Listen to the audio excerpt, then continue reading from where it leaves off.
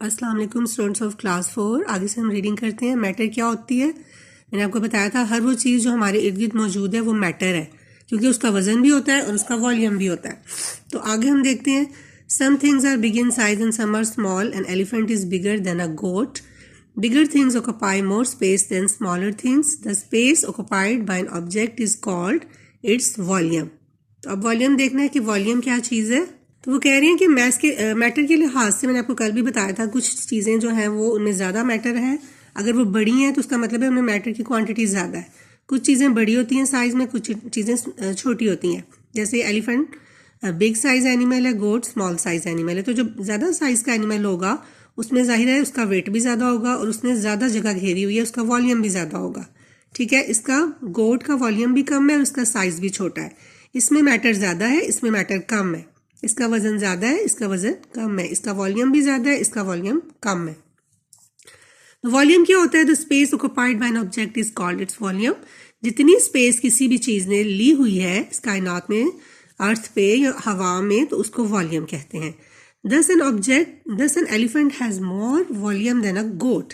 तो इस तरह से हम कह सकते हैं कि एलिफेंट का वॉल्यूम ज़्यादा है गोट की निस्बत। The bigger the size of an object the larger the volume it will have. जितना साइज ऑब्जेक्ट का ज़्यादा होगा उसका वॉल्यूम भी उतना ही ज़्यादा होगा। ठीक है, तो आगे है मैस। वॉल्यूम और मैस हमने दो चीज़ें देखनी है। इन दोनों चीज़ों से ही हम मैटर निकाल सकते हैं कि मैटर कितना है किस चीज़ में। मैस वेट को भी कहते हैं। The amount of matter is in an object is called its mass. किसी चीज़ में कितना अमाउंट ऑफ मैटर है, यानी कि मैटर की कितनी मिकदार है, उसको मैस कहते हैं। For example elephant is heavier than a goat. जैसे वो कह रहे हैं कि एलिफेंट में मैटर ज़्यादा है इसलिए ये भारी एनिमल है, गोट में मैटर कम है तो इसमें ये एक हल्का एनिमल है।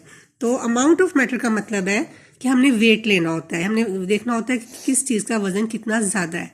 तो मैटर जो है वो उसमें जितना ज़्यादा मैटर होगा उतना ही ज़्यादा उस चीज़ का वजन होगा।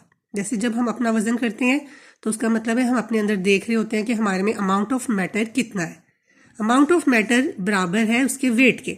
जितना बड़ा जानवर होगा, जितना वजनी जानवर होगा, उतना ही उसमें मैटर ज़्यादा होगा। और जितना छोटा और जितना कम वजन का जानवर होगा उसमें उतना ही मैटर की तादाद कम होगी, मैटर की क्वांटिटी कम होगी। ठीक है, एक जो नदी है पानी की बहुत बड़ी, उसमें बहुत ज़्यादा मैटर होगा, उसमें बहुत कम मैटर होगा एज़ कम्पेयर टू समंदर, ओशियन।